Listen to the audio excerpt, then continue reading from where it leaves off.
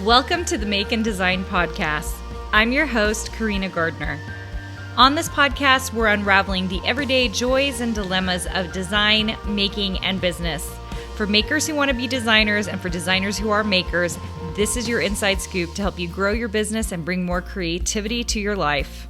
I will say there is a lot of weight on the second episode because it kind of sets the tone for the entire series, even though I don't know how many people will actually ever listen to this episode. I kind of am doing this like soft launch in the middle of summer, and I have things to say about summer, but that's not going to happen in this episode. Instead, I am going to talk about belief versus wanting, which seems like a kind of a funny thing, but I've been thinking about this because so I have been working with my Design Suite members for 3 months now.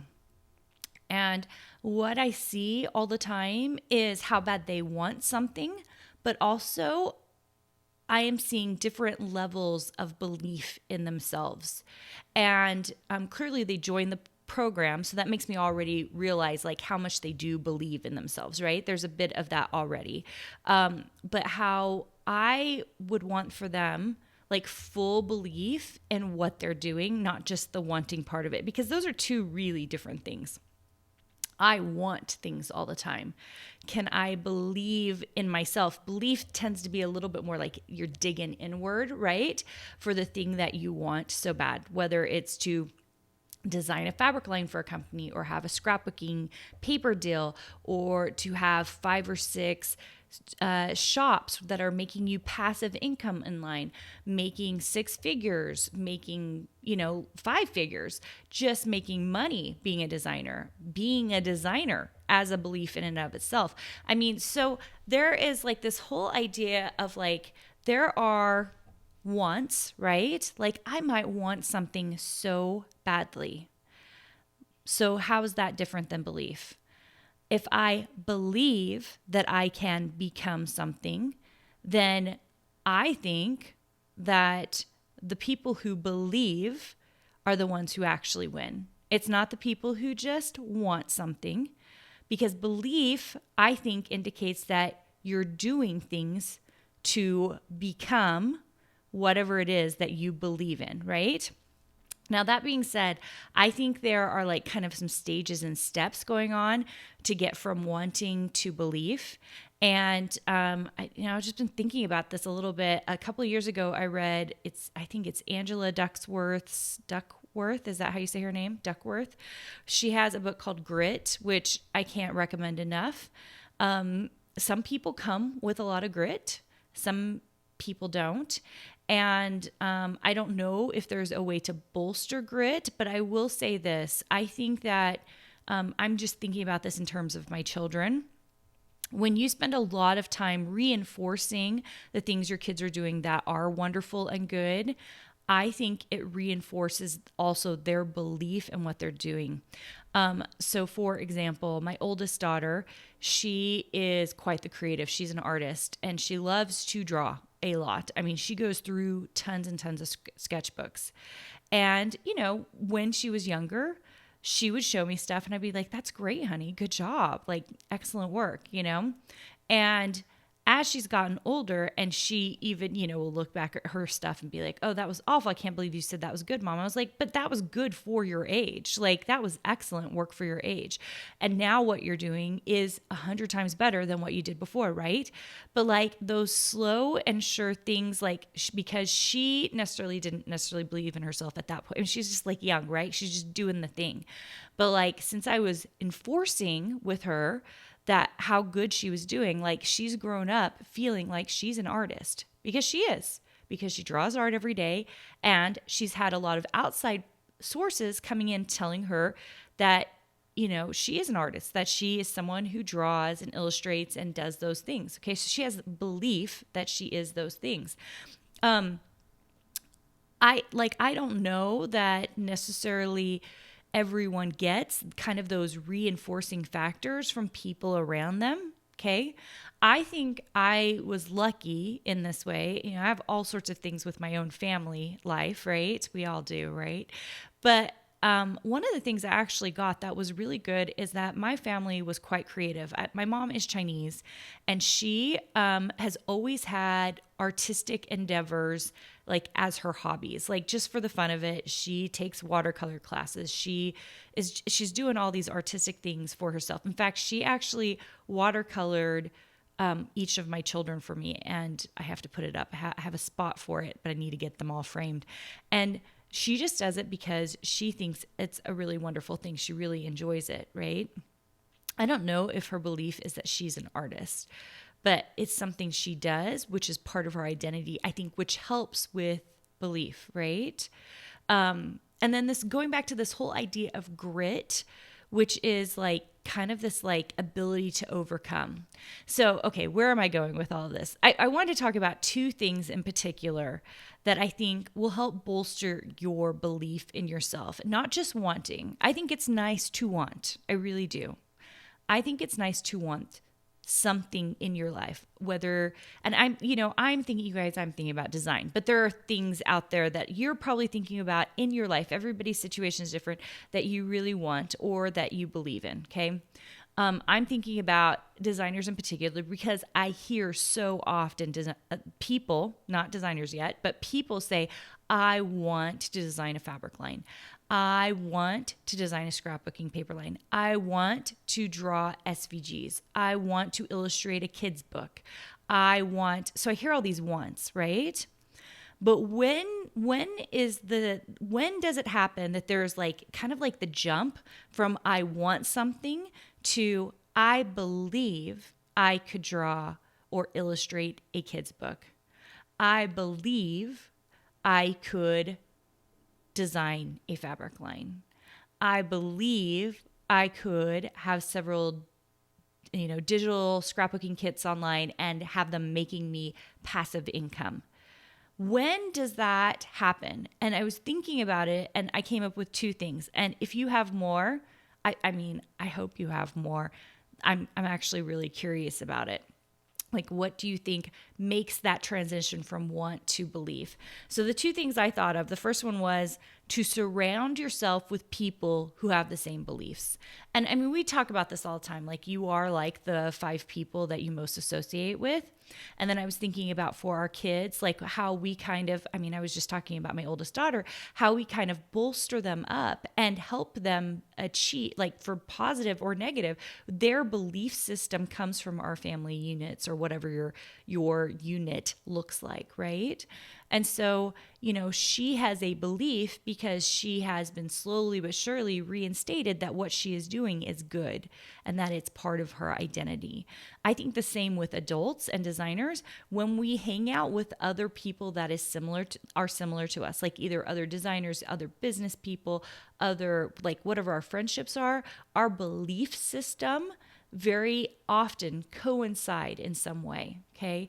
And I think that makes a huge difference because if you are hanging out with a whole bunch of people who are constantly tearing other people down, guess what you're going to do? If you are with people who are constantly talking about how they have imposter syndrome or they're not good enough, guess what you're going to do? But if you're with a bunch of people who are doing things to make their life better, guess what you're going to do? You're going to do things to make your life better. If you're with someone who is great with their finances and they're trying their best to put together a retirement, guess what you're going to be thinking about? How's my retirement? How is my retirement doing? If you're with people who are just like trying to produce the best design work out there and be creative, and not even design work, like writing, I'm trying to think of other creatives. There's tons of other creative things out there. Advertising, marketing, like all the creative things out there. If you're with other creatives, not even in your same niche, because I have an association with a group of women who are business people, and I love it. It makes it wonderful for me because that association shows me all the things I could be doing in my business, right? And it bolsters me up. So surround yourself with people that are going to help make the beliefs that you want to have happen, get further up, like that it's going to be bolstering up for your identity. Okay. So that's my first thought. The second one is work towards the thing that you actually want. Okay, now that seems really, really obvious, right? But I want to talk about it a little bit more in detail. The first is this: when we're working towards the thing we want, I think I even talk about this, like, because I've already taped a few of these podcast episodes and I'm not taping them in any kind of order. I think when we're working towards the thing we want, we become the thing that we want. Let me say that again. This is really important, you guys. When we work towards the thing we want, we become the thing we want. So our identity is tied to what we do. That's all there is to it. When you design every day, you are a designer. And you will feel more and more like a designer in 3 months, 6 months, 1 year, 2 years, because you are designing every day, okay? If you exercise every day, and maybe you're not someone who exercises that much before, and you don't think of yourself as an athlete, or you don't think of yourself as someone who exercises or likes to be in shape. But when you start exercising every day, what happens? Your belief is that you are someone who likes to be fit. You're someone who takes good care of their body. And I think that belief starts to set itself in further and further as you do it, right? The more you do it, the more you will have that belief. Same with anything else in our lives. And so I think the more you are, I know I'm talking mostly to designers here, but artists, creatives, the more we do the thing, the more our belief sets in. And guess what, you guys? This kind of gets rid of imposter syndrome. I keep hearing everyone talks about imposter syndrome. It's not something I necessarily understand, not because I'm like, ooh, I know who I am. Like, it's more like I believe the things that I do.